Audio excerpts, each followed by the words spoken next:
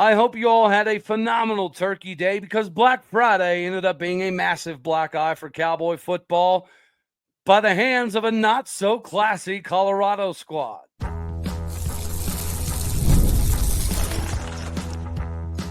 You are Locked On Oklahoma State, your daily podcast on the Oklahoma State Cowboys, part of the Locked On Podcast Network, your team every day. Howdy, y'all, and hello, all. Welcome back to Locked On Oklahoma State, your daily stop for all things Cowboy and Cowgirl related. My name is Cody Stovall. I want to thank you kindly for stopping by to make this your first listen. We're available on all of your podcasting platforms, visually as well on YouTube. Find me personally on X at Aldeo State. Today, we're partially brought to you by GameTime Tickets. Download the GameTime app, create an account, and use the code LOCKEDONCollege for $20 off your first purchase.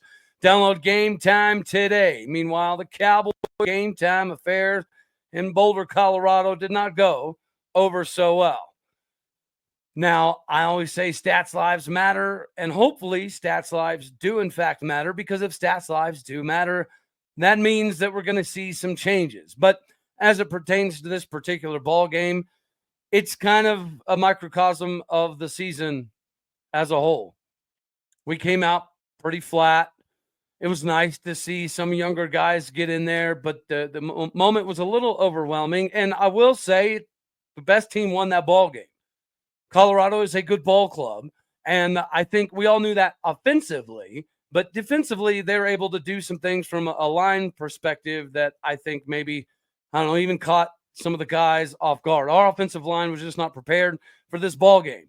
You can talk about it being cold. I thought maybe that would have a hand in the game, right? Because Colorado, although they're reeling from the KU game, perhaps a day after Thanksgiving and on a short week and in cold weather, maybe it was going to have a little bit of a limiting factor, but it didn't.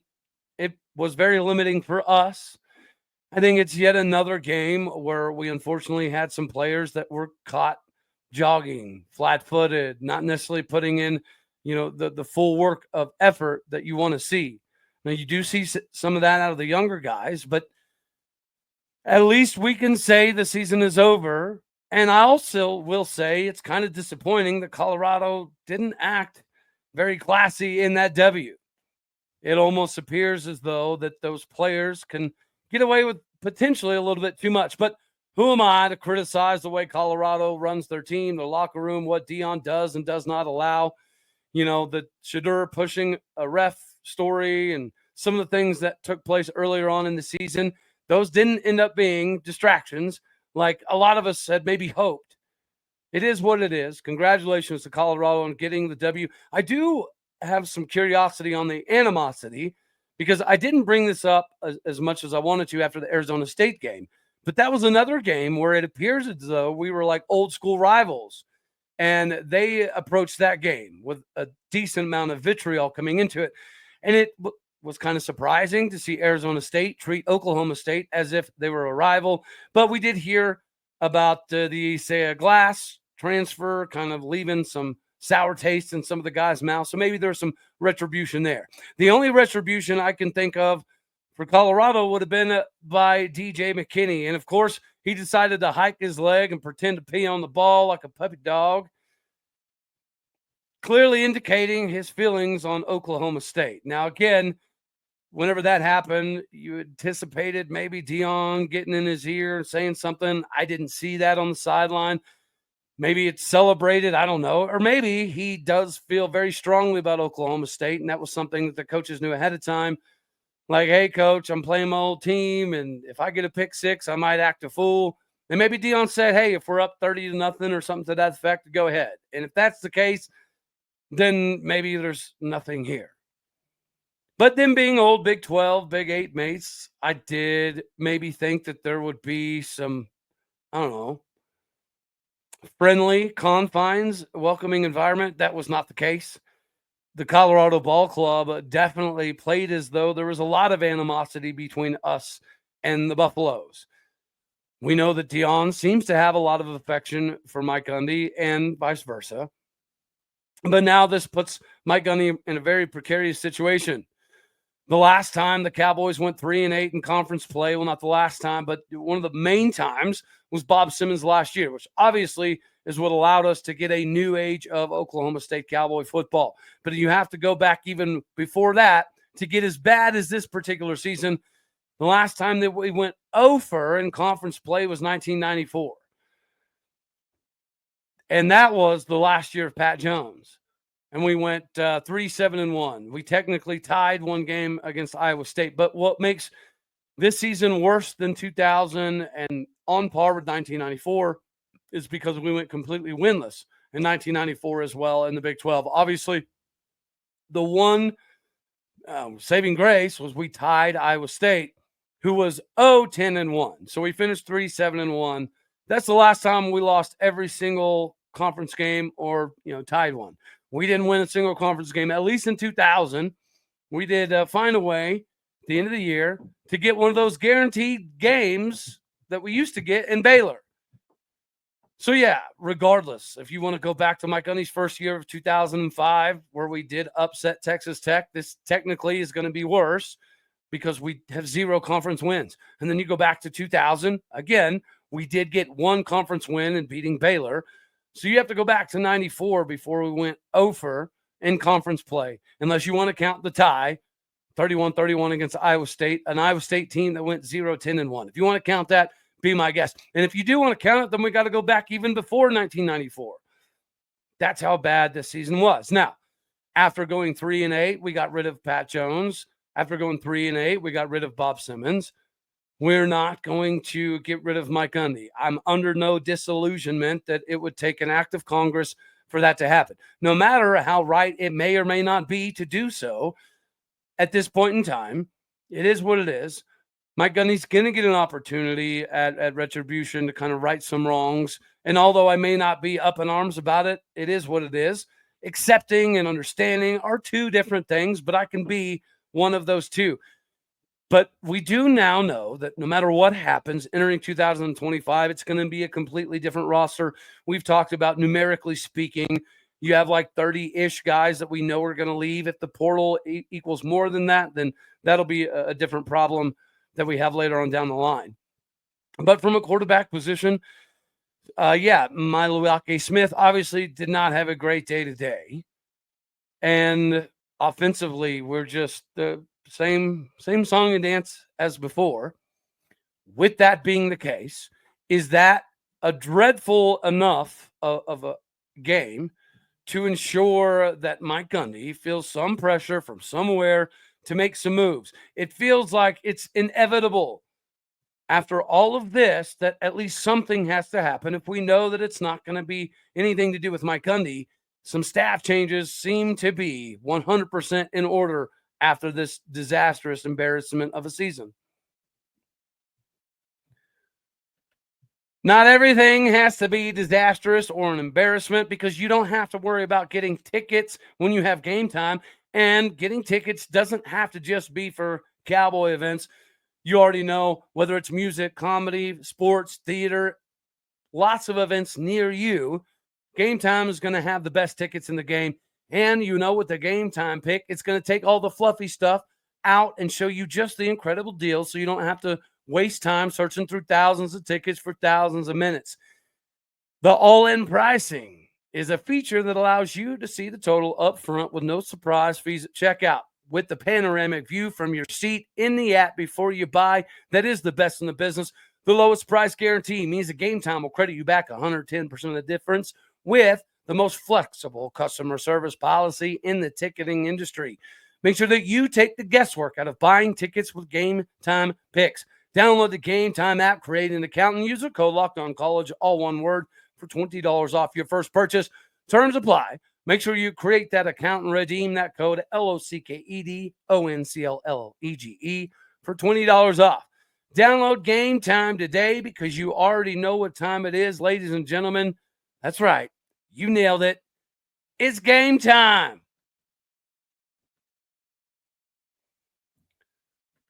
From game time to prime time, hanging over a half 100 on us, you could make the argument that we have to make some moves defensively. And I think it's very common sense to view Brian Nardo as needing to be on the hot seat, the new defense coordinator. Not new. This is his second full year as the Cowboy DC. And although I think that argument is very, very valid, especially after the 52-0 performance we saw today, again, if Mike or Brian Nardo is going to get a little bit of a pass, to me, it would have to be because he's getting forced to play some guys that he doesn't necessarily feel like fit perfectly in the scheme. Now, if that scheme needs to be adjusted, maybe we're not just talking about the original 3-3-5. Maybe there's going to be a new iteration of it. Maybe we got to have a different skill set to pull it off. Now, you did see that we did get the number 1 ranked linebacker out of JUCO and Chandavian Bradley, which we'll talk about tomorrow. That is a big get. And there might be an emphasis, especially now, knowing that we're going to have to fill some holes, on removing some of the high school component from this. Maybe we perhaps are going to take a little bit more of a Deion style approach where we're going to have to fill via transfer and the JUCO route. We'll talk more about that tomorrow. But as it stands for the coaches, instead of getting rid of Nardo, perhaps it's the fact that we brought Nardo in to be with all of the former coaches. Now, I'm not saying that's the issue, but you could potentially make that argument that maybe Brian Nardo feels like he could bring in some guys that are more suited to help him with the system. Maybe bringing one coordinator in to work with, a handful of guys that have been here forever. It seemed like a good idea in theory, but maybe that's not what's best for Brian Nardo. But I cannot make the argument the other way, that if Brian Nardo is to be let go and we were to bring in a new defense coordinator, perhaps that would work. If that were to be the case, maybe it's going to be a Joe Bob Clements. Or maybe Brian Nardo gets the opportunity to bring in some of his guys, and maybe we see guys like Tim Duffy and Joe Bob Clements find new homes. Just like I think some of the guys offensively that are going to be forced to find new homes, finally, it has to be the year. This has to be the time where Mike Gundy says, Casey, Dunn, Buddy, Brohamulus, we've been doing this for a long time. Perhaps I gave you too many responsibilities for whatever has happened over the years. The responsibilities were just a little bit too much. So maybe now is the time for you to go find somewhere else to coach. Maybe it's an OC. Maybe Casey Dunn goes back to his wide receiver roots. Perhaps getting the wide receiver job here makes sense, but I highly doubt Casey Dunn would be willing to take that kind of demotion. Then you got to go a little bit further than that. I fully expect Charlie Dickey to be let go. Obviously, I expected that a few weeks ago. That didn't happen. But that is another thing that feels like an inevitability, especially after this offensive ineptitude of a performance against Colorado, as, again, a microcosm of the season in general. Colorado could basically tell us they were not going to run the ball, yet we would have a difficult time stopping the pass. That's because Shedeur had enough time more often than not, but he knows how to orchestrate the offense, and he knows how to not make things overly complicated because of the way that things are built in for him. The structure of the offense is that of which there's always going to be, an area to throw the ball. Now, you do have to give the defense credit. There was that stretch there right before halftime where the defense seemed to be getting kind of hot and getting some stops and having a decent amount of success in the backfield. But you got to give, again, kudos to Colorado for making the adjustments in the second half.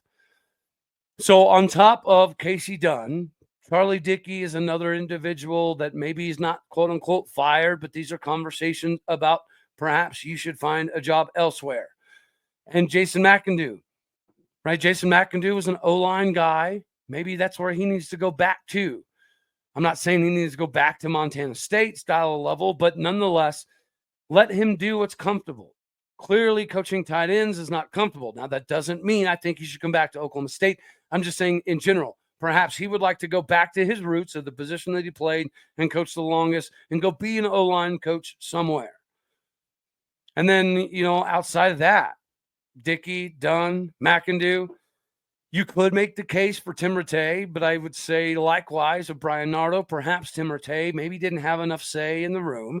Maybe Tim Rattay would like to develop certain areas, but those areas that needed development weren't conducive to the particular style of offense. I'm just saying there's a lot of layers to these coaching changes that we realistically may never know. Just like Greg Richmond, right? Did Greg Richmond really make that big of a stink about the Brian Nardo system? Or was it perhaps the 3-3-5 that was the issue? Or maybe did he, say some things to some people that he maybe shouldn't have that got back to Gundy? Maybe that was the problem. Regardless, Greg Richmond was the only individual to be let go last year. And then we bring in Paul Randolph, 25 years of experience, 22 defensive lineman coach. And it was a regression. So as much as I love Deshaun Brown and Jaleel Johnson and Justin Kirkland, as much as I love the guys in the back like Lyric Rawls and Cam Epps and David Kabongo and Landon Cleveland, we just need to mix it up here. And Kendall Daniels, again, if we're talking about studies that need to happen throughout the course of the season or about this season, whose doing was it that forced number 5 on the field over and over and over? I do know that we went through a decent amount of injuries, even at the linebacker position. But if you are going to put somebody out there that's going to show lackluster effort and is going to walk or jog in the middle of the field, to me, I don't think that sets the right example. So that might be another one of the reasons. Maybe that was a Joe Bob Clements thing. Maybe Joe Bob and Nardo maybe had some disagreements on who should be playing. Perhaps Mike Gundy had a hand in the overarching management of that. Maybe not. Maybe there's discontentment this season with the defensive coaches, much like maybe Greg Richmond had some disagreements last year. Like, if you're not going to fire Nardo, then you have to give Nardo the opportunity to give himself some breathing room and bring some guys in that maybe could help. But if that's not the answer, then you do have to get rid of Nardo. I don't think that there's an argument one way or the other on keeping Casey Dunn. That dog and pony show seems to have run its course, and we need to just do away with it. Start over anew. This is a rebuilding moment for Oklahoma State. And that act of Congress for Mike Gundy is not going to happen. But again, that is okay. Perhaps Mike Gundy understands that he's going to have to bring some people in that he cannot micromanage as much. Perhaps he needs to relinquish a little bit more control and have a say on who we bring in, of course, but maybe he shouldn't have a say anymore about quarterbacks. Maybe that's a layer for the new offensive coordinator we need to pay attention to. If it's not going to be Zach Robinson, then maybe it's going to be somebody with a quarterback background that is also going to be able to come in and say, I'm going to run my show, I'm going to do my thing. Obviously, I'll be respectful because you're a legend, Mike Gundy, but I cannot be coming in here anywhere near handcuffed. Hiring guys like that has just not worked outside of maybe a Mike Yurcich. And even Jim Knowles to some degree. The more that Jim Knowles was able to do, the bigger the gap it became between him and Mike Gundy. And Gundy mentioned it all the time, that he would try to get involved with some of the Jim Knowles stuff, but Jim Knowles was like a mad scientist. And Jim would have ways of going about things that didn't make a lot of sense to Gundy. So instead of interfering or micromanaging, he would just let Jim Knowles do his own thing because it was just so intricate that you kind of had to. So perhaps it is at a point where Chad Weiberg, Dr. Schrum, somebody, because we don't have Holder and Boone anymore to kind of push the envelope a little bit. So now it's going to fall on Weiberg and Schrum. But I feel like Chad Weiberg understands that if he doesn't act whatsoever, it's going to be negatively affecting his job and his future moving forward.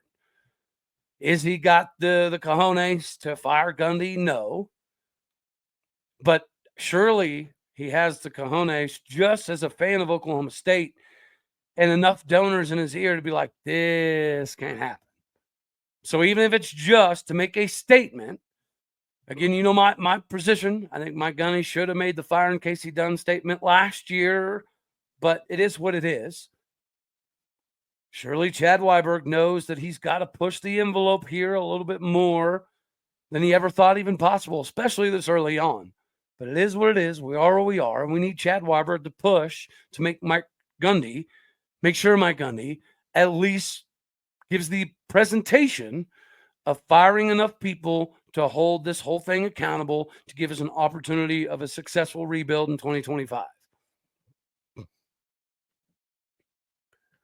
You know who doesn't have to rebuild anytime soon is Jacie Hoyt and the Cowgirl Basketball Club. But the Cowboys, They need to. But thankfully, we've got several NFL guys that are continuing to carry that mantle on for Oklahoma State country. It is a daggone shame to hear what happened to Malcolm. You know, I was watching that game. He went out with like 6 minutes left, something to that effect. He was walking okay, but it appears as though it's pretty serious. So he's going to be out for the year. That's okay. We still have plenty of time to hammer on the NFL action with America's #1 sports book. Right now, new customers can bet $5 and get $150 back in bonus bets if it's a winner. The FanDuel Sportsbook gives you everything you need to place bets on NFL action all in one place. So when that tingling sensation comes upon you in the middle of the game and you know it's about to get flipped completely on its head, check out the latest stats, view the live play-by-play, and so much more from the same page where you place your bets from. Make sure that you visit FanDuel.com to join today. You'll get started with that $150 back in bonus bets if your first $5 bet is a winner. Make sure that you visit FanDuel.com. Go hammer the over on Tylan Wallace or Justice Hill or Chuba Hubbard. Never waste a hunch and make every single moment matter more with FanDuel, the official sportsbook partner of the NFL.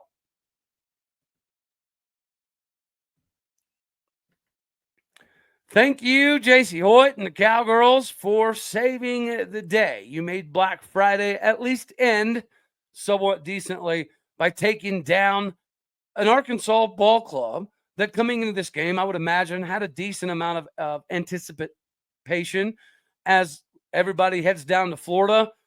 Jacie Hoyt actually did not make the trip. Now, with her being due in just a few weeks with her baby, maybe the travel restrictions make sense, but that's okay. This is the beginning of multiple times where we get to talk a little bit more about Jhasmin Player. Filling in for Jacie Hoyt out on the road in Florida, the Cowgirls take down the Arkansas Razorbacks, and they do it in convincing fashion, 70-56. This was another opportunity to see Jaden Wooten, the freshman, had her career-high 16 points. And we also have Staley Hurd, the consummate professional, drop at 16 points as well. And then we had several Cowgirls get in on the action. And Magassa continues to impress. As the season grows on, if the athleticism and her being able to get up and down the floor continues to kind of shape up, we are going to be very dangerous because, of course, you have to worry about Micah Gray. You have to worry about Anna Gredasi. Coming into the season, we were leading the country, #1 in America, and field goal percentage at 54%. Now, this game, we dipped a little bit from there, and we did it without really getting hot from the three-point arc. So the times that we feel like we can count on girls getting hot, like Macy Heward, Micah Gray, and Anna Gret, sometimes we need to use a little more of that in-and-out game. And that's what we were able to utilize against Arkansas. This not being televised, had to listen to it on the Varsity app, but nonetheless, it was really awesome that the Cowgirls got this W in a multitude of ways. And every time Arkansas was kind of making a little bit of a run, we'd find a way to continue to extend the lead.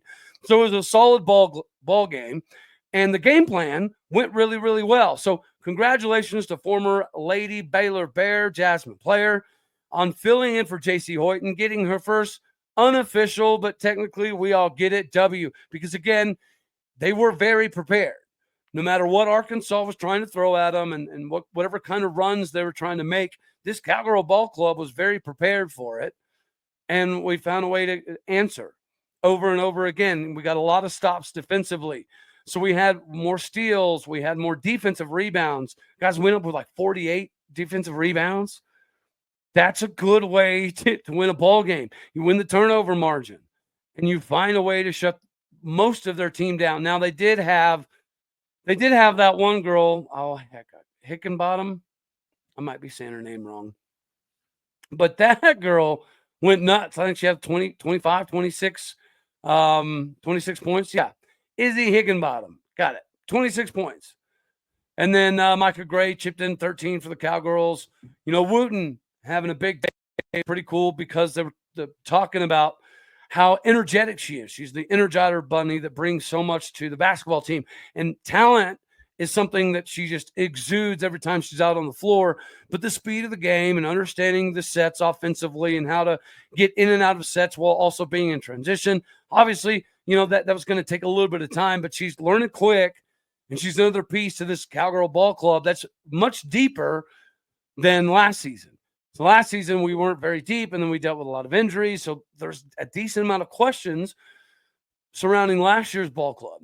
Those questions do not exist thus far for Cowgirl basketball. And thankfully, the Big 12 for women's is going to be very competitive. So there's going to be a lot of opportunities for strength of schedule and RPI points being scored in this conference. And if the Cowgirls keep this up, being 7-0 now, they're going to kind of factor right into the mix of the Big 12 title race for women's basketball. And that saves the day, Black Friday, from being completely abysmal. So it could have been worse, right? All right. Since we don't play tomorrow, we got a lot to talk about from a Big 12 landscape standpoint, and some more about the new commits that we've received and what this seems to point towards for Oklahoma State rebuilding in 2025. So until then, as always, I love you. God bless. Go Pokes. Thank you for tuning in to make this your first listen here in Locked On Oklahoma State. You could be anywhere. So happy you choose to be here. Like it if you like the daggone hang. Dislike if you don't. That's okay too. More importantly, share, comment, and subscribe. My podcast people out there. You're the bricks, the bread, the butter, the fountain, the fondue. You're all of it. The fun stuff, the funky stuff. Do what you do. Hit the stars, leave a review. All righty, y'all. Later, my taters.